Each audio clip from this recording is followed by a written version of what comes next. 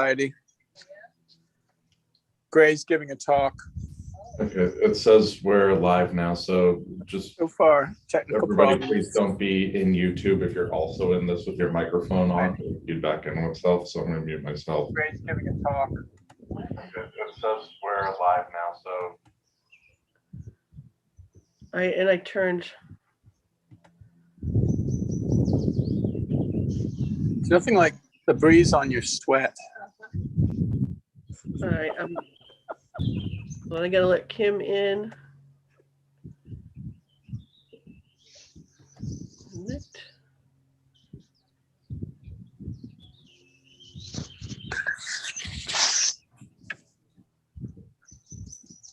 Okay. All right, Marie, the minutes for the 2000. I expect that there is a motion to waive the meeting minutes of the annual 2020 meeting of the Lowell Historical Society. Motion to waive the reading of the minutes. That's by Stephanie. Is there a second? Yes. Second. Phil, Yes. all in favor? Aye. Aye. Aye. Thank you very much. They were very brief anyway. Treasurer's report? In the absence of the treasurer, he's asked me to present the annual report. This is unaudited and incomplete. There are still things to come from April, but just to give everybody the account, cash on hand, May 1st, 2020, $15,013. Excuse me, cash on hand, May 1st. $15,013. Acquisitions fund account has $2,165. Publications account $49,520. Publications money market has $28,958.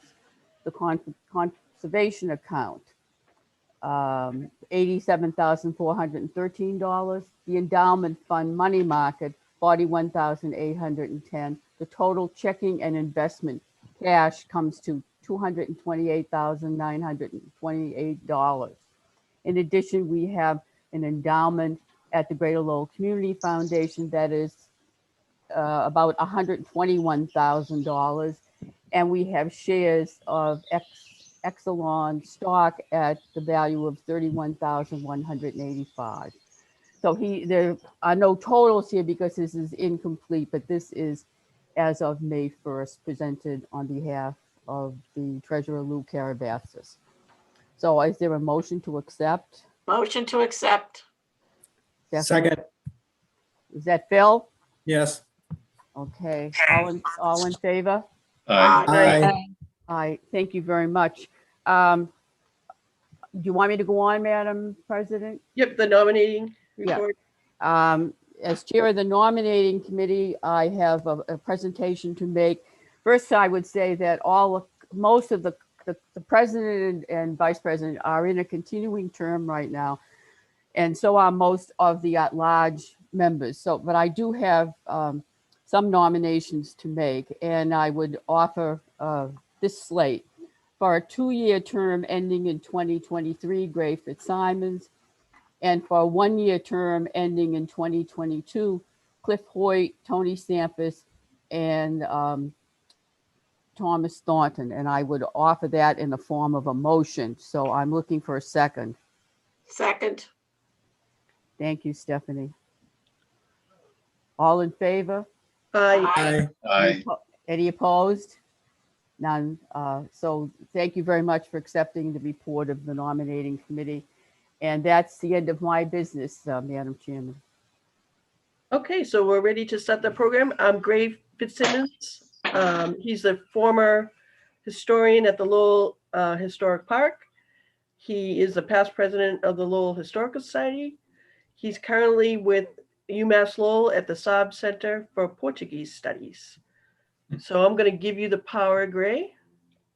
Thank you. Give me the power, Eileen. You have the power. Okay, so, all right. What I need to do is share my screen. And that should be down at the bottom, the green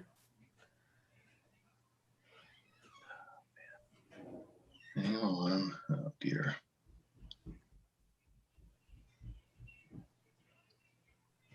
Okay, hang on. Okay, here we go. So it says, I'm not muted, correct? Okay, can You're everyone not. hear me? Everyone can hear me. This is my first Zoom PowerPoint presentation. So, Eileen, where is the shared? It's down in the bottom middle, it's green. Do you have the menus at the bottom? I guess I have to, hold on. You have to kind of hover and it comes. Yeah, I see it. Okay. Share screen.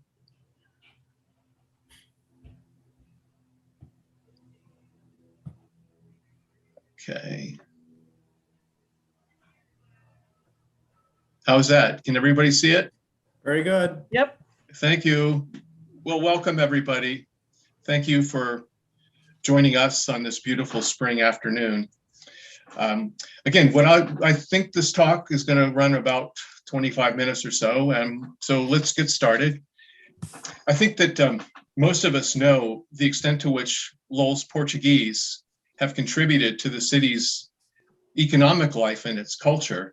And we also know that the geographic center of the Portuguese community is called Back Central. And of course, St. Anthony's Parish is also central to the Portuguese community in Lowell.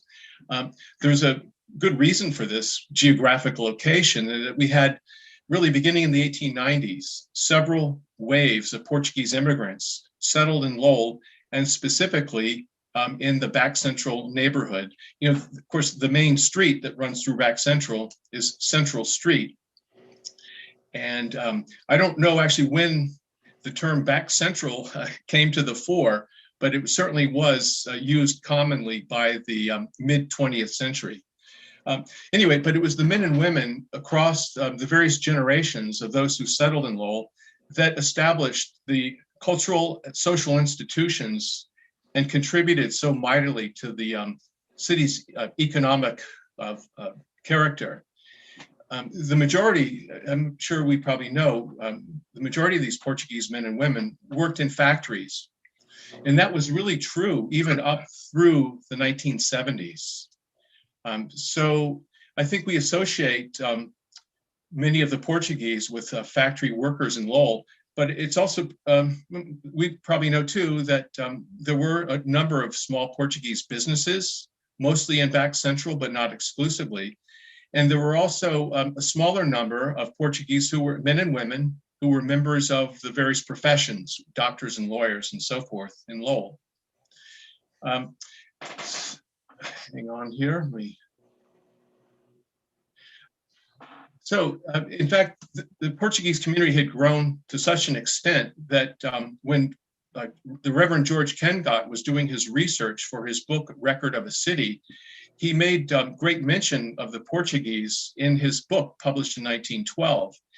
And by that time, there were, basically there were almost 2,000 Portuguese born primarily in the Atlantic Islands, mostly in the Azores, but also in the island of Madeira, and a lesser extent from mainland Portugal.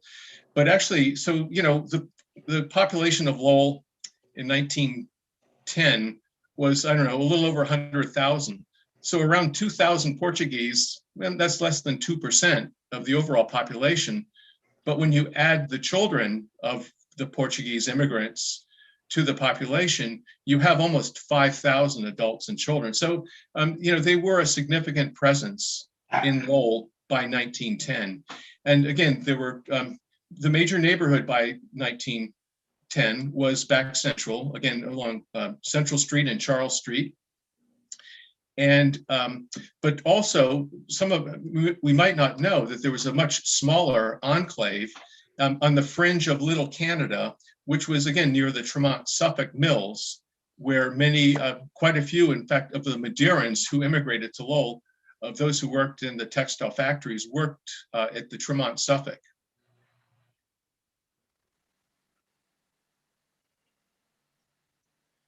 So I also should point out that by the time that Kengott was writing his book, St. Anthony's Parish had been established.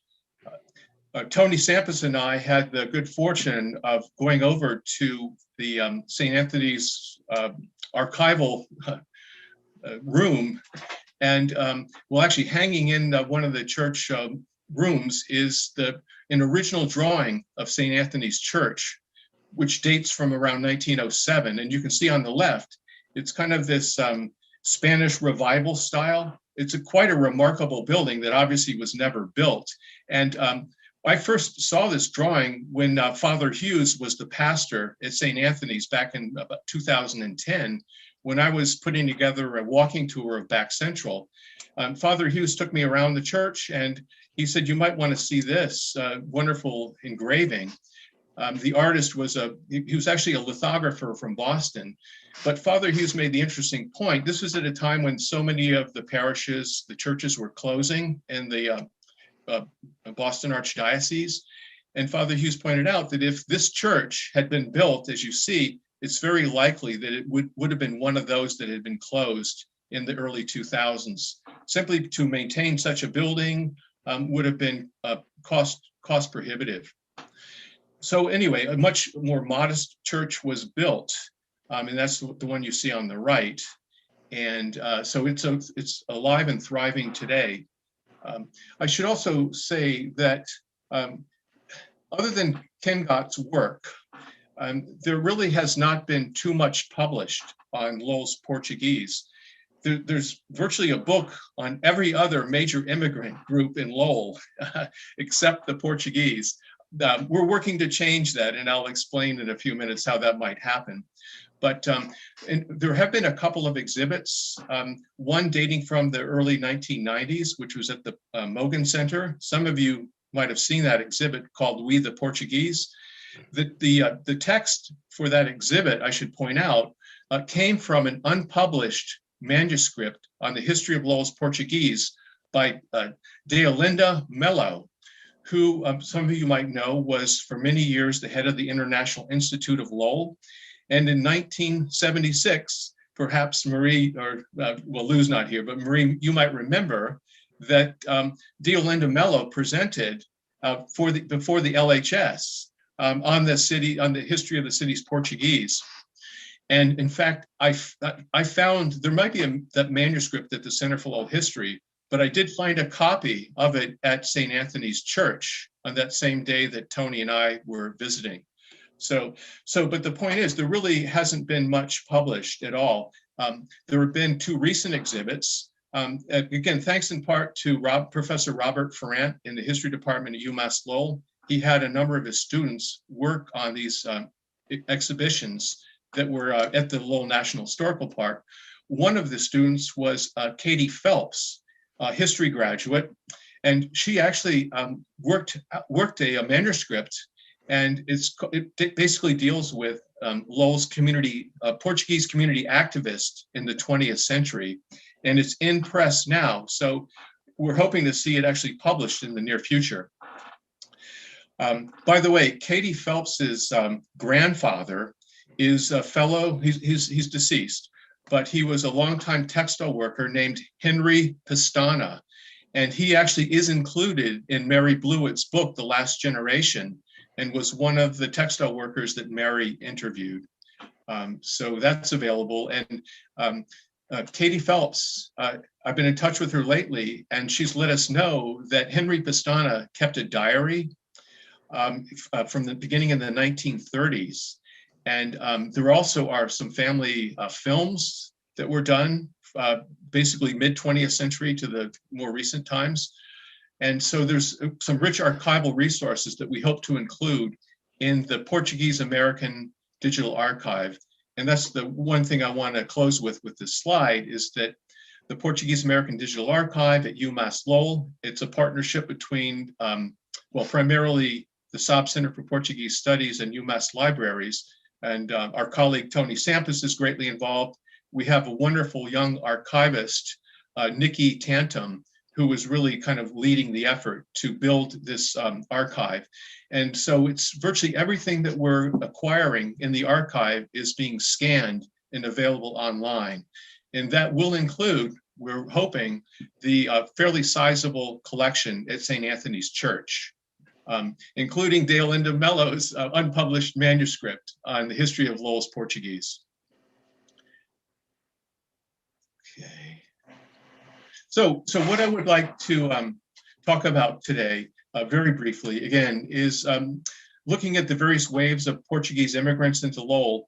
There's been very little done on the very first settlers from primarily, again, the Atlantic Islands, primarily the Azores, and which I'm calling the pioneer generation in Lowell.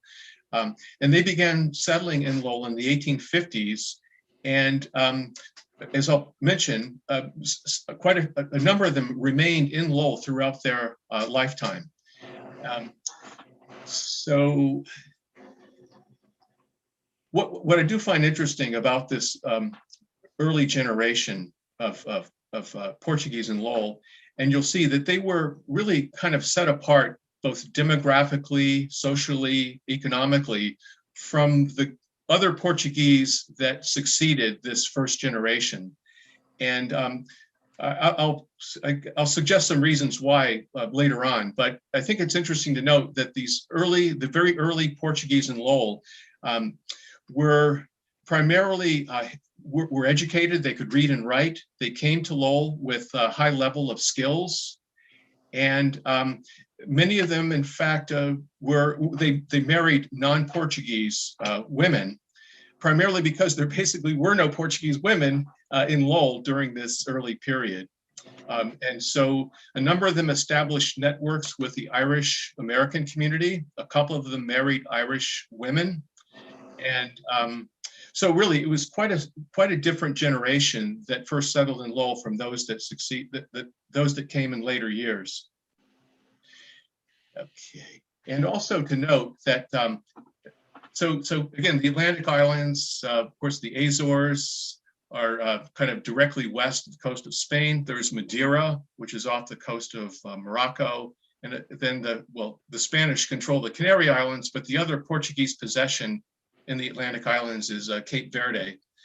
And I should point out that even though there is a sizable Cape Verdean community in southeastern Massachusetts, and a small one in Lawrence, Lowell had very few men and women from Cape Verde settling.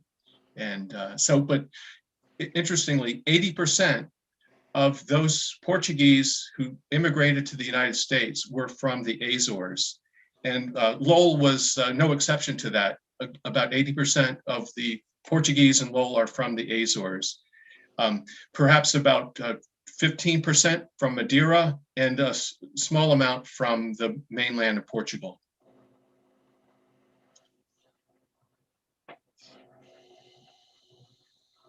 So yeah, sorry. So I just should point out too that interestingly, Lowell is very overrepresented in those from Graciosa, which as far as population, there were 9 major islands of the Azores. São Miguel or St. Michael is the largest island and the largest population. By 1900, they had over 140,000. Compare that with Graciosa, which had about 8,000 people. And it's, again, perhaps related to chain migration. You had more overrepresentation from Graciosa and Lowell than, say, you would find from the other islands in the Azores. But again, overall, 80% of the Portuguese in Lowell were from the Azores. Now the time to travel from the Azores or Madeira in the 19th century, even into the early 20th century, was 10 days to 2 weeks. So, and of course, many of them traveled via steerage. They came primarily into Boston, but some came through New York City as well, through Ellis Island. There was a packet line established between the Azores and New Bedford in the 1850s, primarily relating to the whaling industry. Again, many of the early Portuguese that settled in North America were involved in the maritime commerce as well as whaling. And so there were close ties between the Azores and New Bedford, Massachusetts. And in fact, New Bedford, I believe, it has the largest Portuguese American population in the United States. And if you've been to New Bedford, you'll see it's back central on steroids. I mean, there's just a very large Portuguese population, still with many shops and bakeries and restaurants and so forth. It's a pretty wonderful place to visit. Those who came into Lowell would have come in again up through, say, up from Ellis Island, New York City via the railroad, or even from Boston via the Boston and Maine Railroad. And the point of entry, the first place they would see in Lowell was the B&M Passenger Railroad Station off Middlesex Street, which is roughly where the Gallagher Terminal is today. This account, there's an account, this is not obviously the pioneer generation, it's the later generation, again, what I'm calling the Great Wave of immigrants from 1910, I believe this article is. This was published, I believe it was in the Lowell Courier, or I'm sorry, in the Lowell Sun. And it's interesting to note the reporter observing or make the observations he makes on these Portuguese, primarily from Madeira, arriving in this case in 1916. And this description probably wouldn't have been too different than if you had been at the train station 20 years earlier. But the reporter notes that each of the new arrivals had baggage, the majority carrying their possessions in wicker baskets, though some also had the more traditional large bags and trunks. I also thought it was interesting that the reporter noted that many brought with them musical instruments, including banjos. So, and one of the things that perhaps this characterizes too is that early on, and again, this is not the pioneer generation, but this next two generations, there were numerous bands that were established in the early 1900s. And the Portuguese colonial band, which was established more like mid-20th century, still exists today. And so, so music was very much a part of Portuguese culture. So if we look at some of the population figures, you can see that there were, again, very few Portuguese in Lowell, really before the 1890s. And Lawrence even had a slightly larger Portuguese population. And of course, New Bedford was by far the largest. Note too, though, that what I'm calling the pioneer generation, you can see the census, this happens to be the state census figures. Some of you might be aware that in addition to the federal census every 10 years, the decennial census, Massachusetts carried out beginning in 1855 a decennial census. And actually, I believe it's 1855 is the manuscript version of that is available via Ancestry. And so, but in any case, both the federal and the state census notoriously undercounted, especially working class people and immigrants. So I found through some of my own research that there were more than 2 Portuguese in Lowell in 1865. So these first, this pioneer generation who did enter Lowell in very small numbers, interestingly, of the, I think by 1862, there were about 8 Portuguese. 3 of them were barbers. And so they came here with barbering skills and immediately entered the barbering trades. This is a drawing that has been colorized. It's from a book of a friend of mine wrote from long ago from graduate school called The Knights of the Razor. And this particular barbershop is in Richmond, Virginia, but the ones in Lowell wouldn't have looked too different, you know, with setup with the chairs and the pot-bellied stove. And actually, I don't see the spittoons there, but they were typically in the barbershops as well. But what is interesting that in Lowell, for 2 generations, African Americans dominated the city's barbering trade. And gradually, more and more Irish became barbers, and then Portuguese beginning in the late 1850s. And in fact, probably the premier barbershop in Lowell was at the Washington House Hotel, which is on Central Street. The building still is there. And two of the barbers at the Washington House Hotel were Portuguese. And I'll talk about one of them very briefly in a minute. So here you see, this is from various city directories and the census from 1860. You can see that Frank Arruda, who was actually, he may have been born in Italy, but lived in Portugal and came to the US from Portugal and settled in Lowell in the late 1850s. He's listed in the city directory by 1859. Charles M. Mendez, who was from the Azorian island of Fayal, he was a barber at the American House by 1861. And joining Frank Arruda was Manuel Avila. Interestingly enough, in 1860, they appear in the federal census living in a Boot Mills boarding house. By that time, by the way, it wasn't unusual for non-textile workers to board in the corporation boarding houses. There weren't many, but some did. And Frank Arruda and Manuel Avila were two who did board in the corporation boarding house. Well, so what I'd like to do, though, is talk about really one of the best known members of the Portuguese pioneer generation. And that is a fellow named Emmanuel J. Medina. And he was probably, well, no doubt, the wealthiest among the early Portuguese in Lowell. He came over with his father and older brother, settled briefly in Lowell in 1851. They moved within a few months to Lawrence, where father and two sons opened a barber shop. And they apparently were quite successful in Lawrence. Two other younger brothers followed. So there were four Medina brothers, plus the father, who were barbers in Lawrence. In 1868, Emmanuel J. Medina, moves back to Lowell.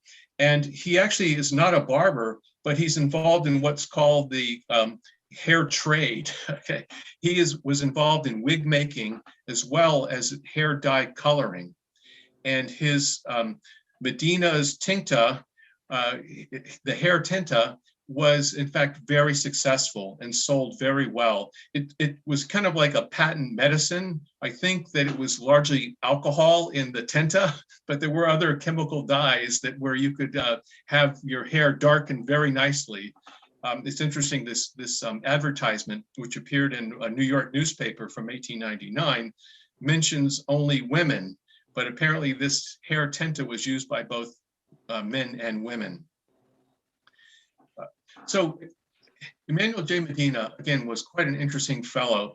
He did, in fact, keep his ties to his Portuguese relatives in the Azores. He was born on the island of Graciosa, returned there at least twice during his lifetime.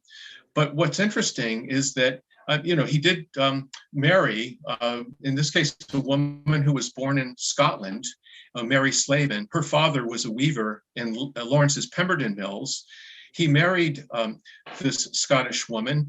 When he came to Lowell in 1868 or 67, he joined the Methodist Episcopal Church. So again, he undoubtedly was raised Catholic, but left the Catholic Church and became a Protestant. And he and his wife had two children, Frederick Medina, who was a graduate of Lowell High School, and went to Johns Hopkins University Medical School and became a physician. And he practiced in Lowell and Dracut. But sadly, he had a severe intestinal ailment and died in 1907 at the age of 33. The daughter, Mary Bennett, Mary Medina, married a family member of the Bennett family in Lowell, kind of a solid middle-class Yankee family. So again, none of them seem to be very much associated with the growing Portuguese community in Lowell at that time. Emmanuel J. Medina was kind of one of the wealthy elites in Lowell, along with other primarily Protestants, but of course some Irish as well. And for example, there was a commission established to try to figure out what to do with Monument Square there, next to City Hall. They were planning on perhaps moving it, but Medina was asked to be on the commission. And it kind of shows you that of his stature within the community. Because if you look at the other members of that commission, they were all wealthy city elites. Again, Medina operated his hair store and hair dyes on Merrimack Street, actually into the early 1900s. I think he got out of the business about 1901 or so. But he lived in the Highlands off School Street, and he lived up. He actually wound up purchasing 2 homes there. You can see where with the red arrow that points to his original home on School Street, and then he bought the neighboring home a few years later. You can see, in fact, this is 1890, I believe, the city atlas. From the Center for History, he bought the neighboring property. So he had, a substantial real estate holding there. This is from Google Street View. I couldn't get over and take a picture of what that property looks like today, but you can see the not terribly attractive house on the left is where the larger Medina house was. And the house on the right, again, was the second house that he had purchased. So one thing, this is a little bit of a departure from the pioneer generation, although I guess I could call Jose Carlos Rodriguez one of the members of the pioneer generation. He had in his later life an international reputation. He was born in Brazil. He came from a wealthy family that held a large coffee plantation that was run by slave labor, African slave labor. And, but Jose Carlos Rodriguez, at some point in Brazil, became a Protestant. He left the Catholic Church. He became a Protestant and an ardent abolitionist. In fact, when he came of age and inherited his coffee plantation from the family, he freed the slaves, which was unusual because Brazil did not abolish slavery until 1882. When he was in law school, the Minister of Finance for the government of Brazil saw that this was a very bright young man and had him working in his 20s as an assistant to, again, the minister.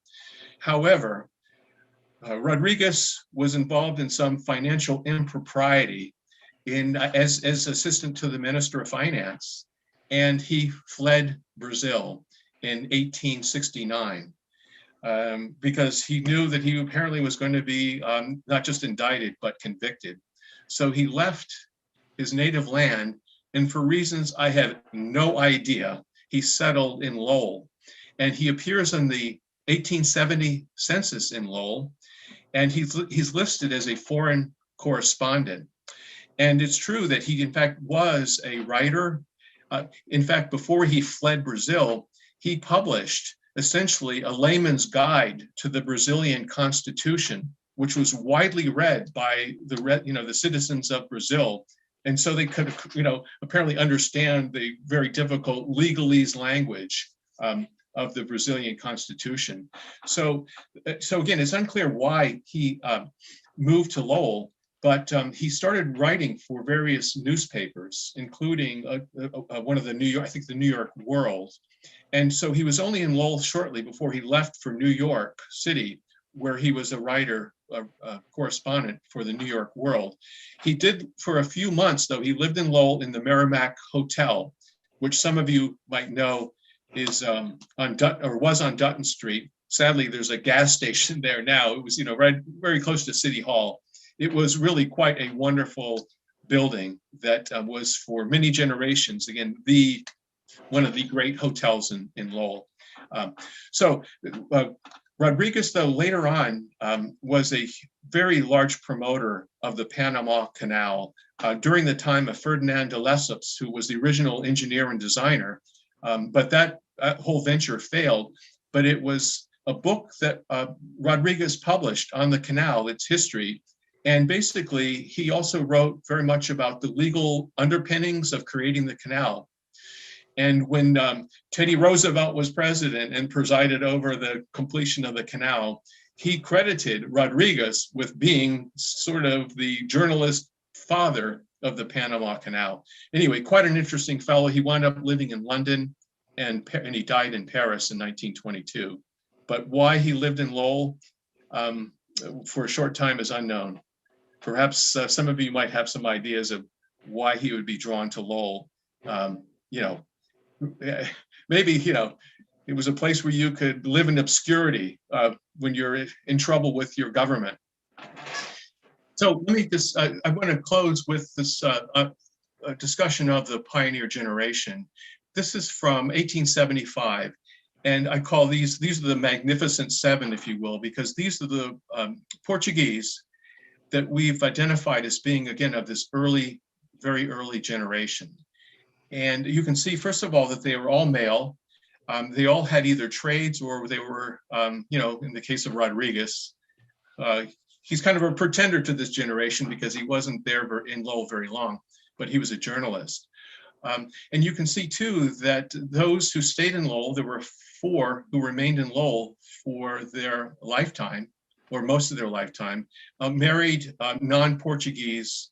And so I do want to mention that Frank Arruda was very well known as a barber in Lowell. He married an Irish woman and had a number of children. His name became actually well known because it associated with a very horrible death of his son, Frank Jr., in the boot cotton mills in 1880. And he was a back boy in the mule spinning room, basically helping out the mule spinners. And horribly, he got mangled in the spinning frame when the carriage, he got between the carriage and the spinning frame and it crashed, and a terrible death. There was an inquest into that accident at the boot mills, and the corporation was absolved of any responsibility. But through that incident, Arruda, who was already a well-known barber, that name became quite well known. Well, so I want to conclude with a couple of things, pointing out about the succeeding generations who were more, perhaps as we know, mill workers. And in this case, this is from 1910, roughly, and it's a photograph of one of the weave room workers from one of the rooms in the Appleton Mills. And you can see in the center, this dashing-looking fellow in the center is actually an overseer, Portuguese, Domingos Vega. Some of his relatives, I should tell you, are still connected to Lowell today. He wound up saving enough money, and he moved to California in the 1920s and became a dairy farmer. But he actually, his descendants are connected. Some of you might have heard of the Silva brothers. John Silva, who was kind of like a real estate magnate in Lowell. I think John Silva died in the 1990s, I believe. Anyway, so he's related to Domingos Vega. And but also, Domingos was preceded by quite a few Portuguese, again, from the Azores. This is from the 1880 census. So again, these are 2 fairly early arrivals, Nelly Silva and Mary Josephine. I think that name is anglicized, so it's probably not quite her Portuguese name. These were, again, 2 young women who, again, from this generation were increasingly entering factory work for their livelihood. One thing, though, kind of similar to the Yankee mill girls from a couple generations before, these young women who came to Lowell from, say, the Azores, had some modicum of freedom, unlike being back home. To some extent, they could choose who they would marry. Back in the Azores, families often arranged marriages. So these women had a little bit more freedom, even though within the Portuguese families in Lowell and with the church, there still was, relatively speaking, fairly tight control within the families, but they had a little bit more freedom in Lowell. And certainly somebody like Nelly Silva enjoyed that. Again, this is a marriage that was in 1881, when she was 19. She married a fellow textile worker. Nelly Silva, again, worked at the Appleton Mills. So John Self, Portuguese, that name is either misspelled or anglicized. We don't have any record of these two beyond 1881 when they married. But here's again, this is from a collection that's held at the Pollard Memorial Library, and it's been scanned into the Portuguese American Digital Archive, and it's the work registration records from the Lowell School Department. And I just use these as representative. First of all, this is a very rich collection. And so we're really delighted that the Portuguese American Digital Archive has these resources available now. They are online and available. And there's just such amazing information that you find from various passports, birth certificates. And it was all based on the requirements for these young people to go to work in factories. So again, and just so, well, in this case, we have Manuel Goncalves from Madeira and Adelaide Costa from Terceira in the Azores. The other thing, interestingly, about the textile workers, not only in Lowell, but in New Bedford, Fall River, Lawrence, is that they had the reputation, and rightly so, of being extremely hardworking. But at the same time, there was also the sense among agents and mill managers that they were easily controlled. And I have to tell you that perception is a little bit overstated, because if you look at some of the labor activity, say in Lowell or in New Bedford, they were in fact involved in union activity. There was a strike in 1902 among Appleton mill workers that was led by Portuguese. They also were supportive of the great 1912, the Bread and Roses strike in Lawrence, and later, and a few months later in Lowell. So they weren't exactly pushovers, I should say. Many of them, in fact, were involved later on in union activity. The other major area in Lowell that these immigrants were working in, and this was exclusively male, were in the city's tanneries, which was very arduous and terrible working conditions to work in a tannery. And I just want to give you an example. This is the American Hide and Leather Company, which is along the Concord River, which was the last tannery to operate in Lowell.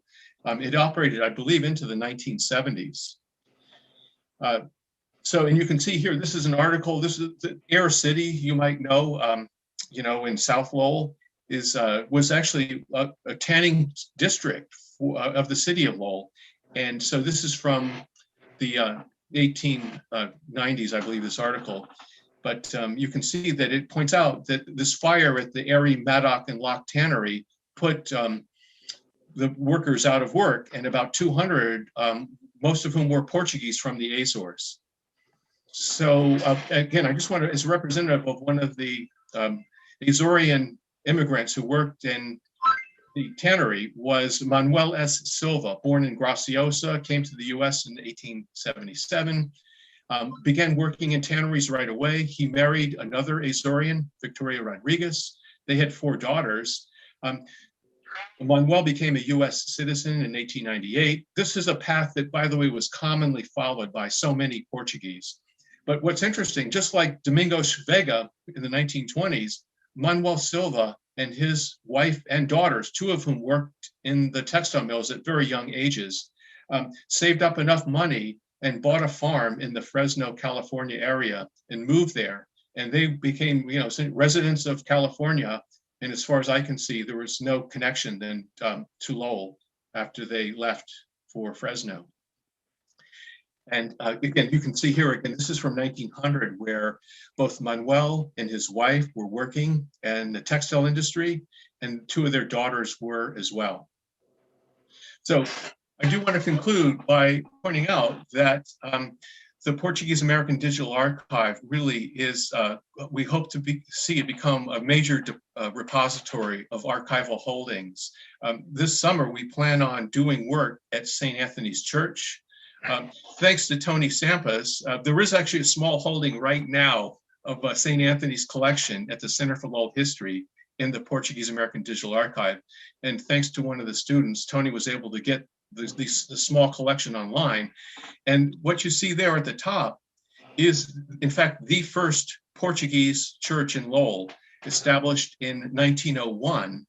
And the map below, you can see the red dot, the little blob there. That's where that church was located.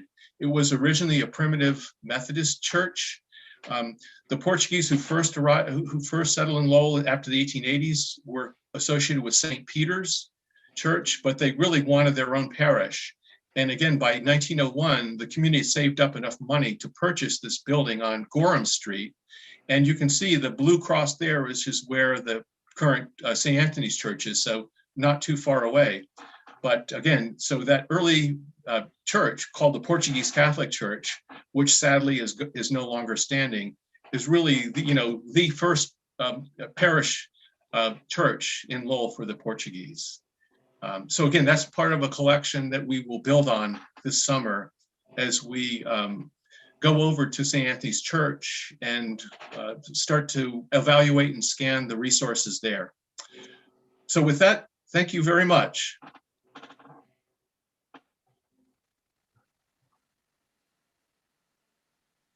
There's such thing as Zoom clapping. Yes, Does anyone have any questions for Gray? I have a couple of comments, if that's okay. please. Very thought-provoking, Gray. My head is spinning all over the place from why did those first groups come, those quasi-professional or maybe professional groups, all the way to our good friend Mary Bacigalupo, whose maiden name was Dockett, but whose mother was a Braga, Yes, yes. who fits into that, What? What? later comment that you were making. And just to say, I think there's so much in there in that time period that you're going to be doing this till you're 200 because there's so much material. But back to my question, why did that kind of professional group of people, males, come at that early time? Well, that's a really good question. And from what I gather, it was actually the Medina father and sons who were, if you will, the first Portuguese to settle in Lowell. This was in 1851. So, it's quite early. Even there weren't large numbers of French or, other Germans, Polish people in Lowell in the 1850s. So, but, the only thing I can think of is that they had heard of Lowell. Obviously there were many more Portuguese. There was a larger Portuguese community in Gloucester. There was of course, a large community in New Bedford, but perhaps they thought that there was an opportunity to practice their barbering in Lowell. It obviously didn't work out initially because they moved to Lawrence, and apparently they were actually quite successful because they brought two more sons over and had barbershops in Lawrence. One of them, the older brother, John Medina, like Emmanuel, actually also had a hair business and hair dye selling business. He actually was even wealthier than Emmanuel and had his product was nationally distributed. But again, to get to your question, I'm not sure why you had these very early Portuguese settling in Lowell, but I do find it interesting that they were all men. And even Emmanuel Medina, who was still, he was alive throughout the time when the Portuguese community was growing tremendously in Lowell. There's no evidence, for example, that he contributed funds to St. Anthony's Church to establish that church. There were a couple of others, including a fellow named Mello, who was a major financial contributor. So it's really curious why, these early Portuguese were not involved with the larger community as it grew. Perhaps, again, it relates to the fact that they married outside the Portuguese community. And so, Frank Arruda, by the way, was well known among the Irish American community in Lowell. So, Thank you.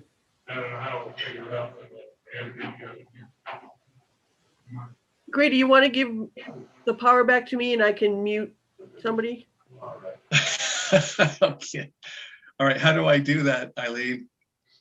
Do you see like a green thing at the top? Oh, say yes. New share. Oh, should I do stop share? Yeah. Got it. You're on.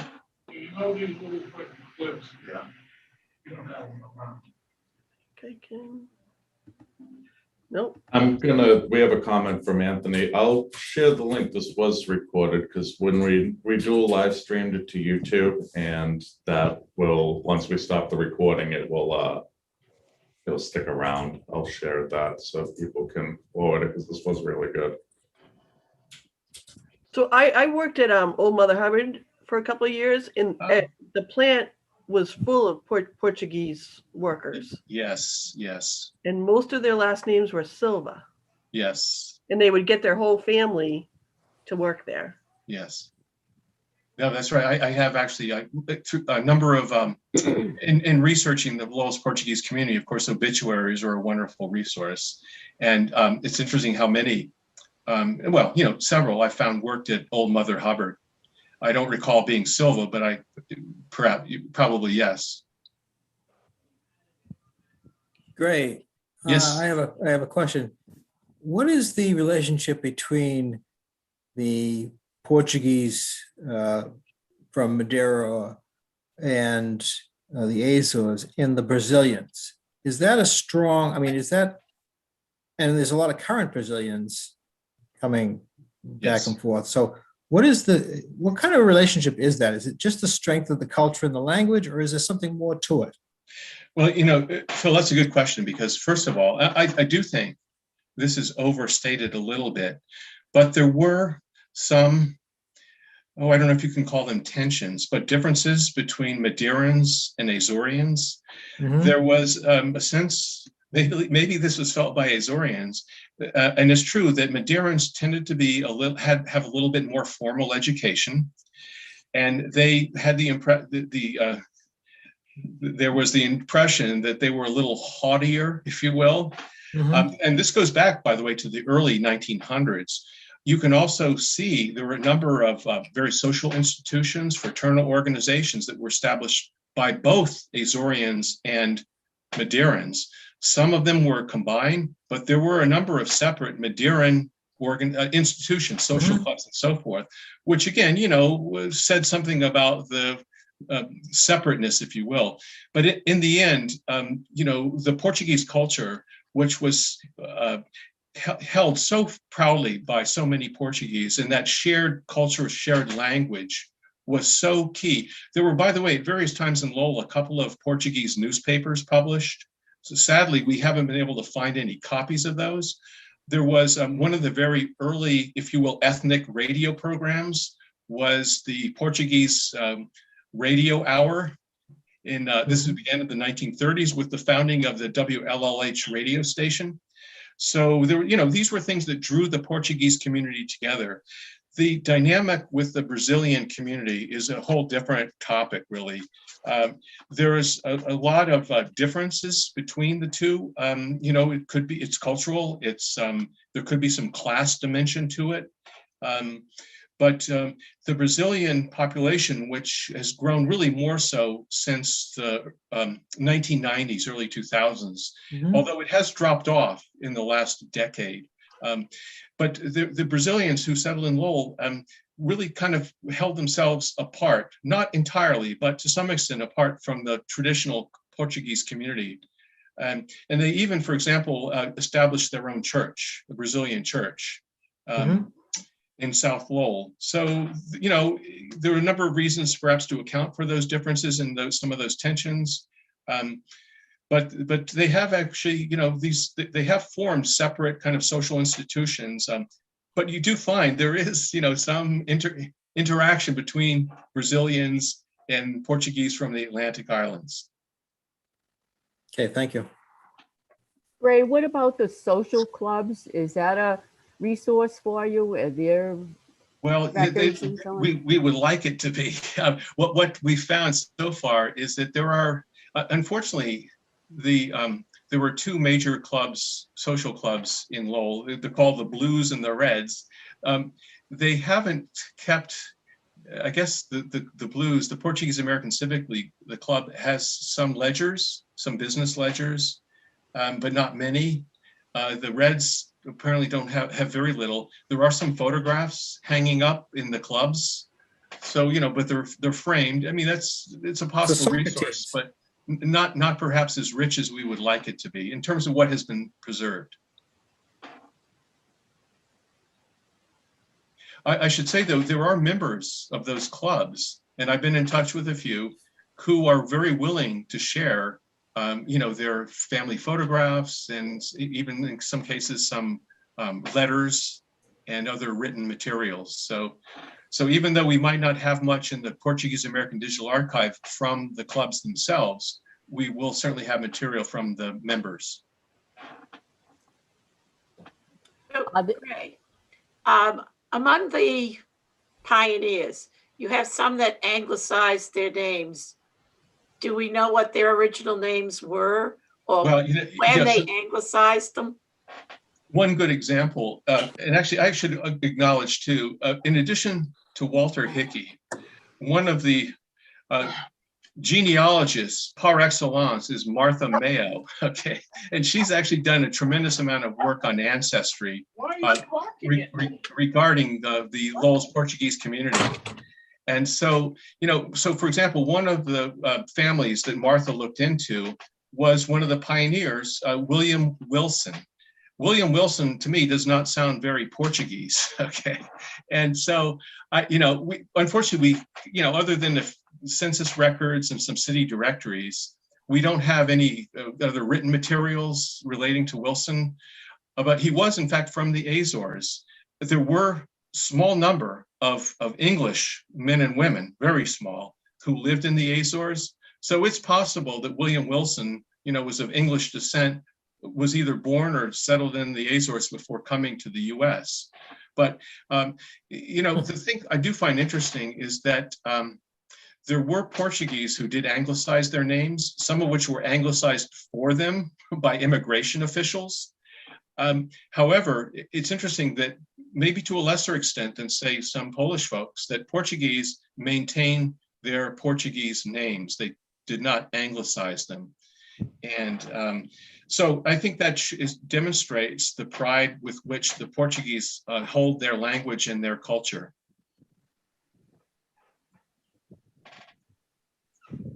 All right. Well, thank you, Gray. That was very interesting. And thank you, everyone, for coming. Yeah. Great. Thank you, Gray. Okay. Thank you, Greg. Thank you. Thank Have you. a good summer. Have a good summer, everyone. We'll see you in the fall, if Right. not sooner. To be continued. Thank you. Bye. All right.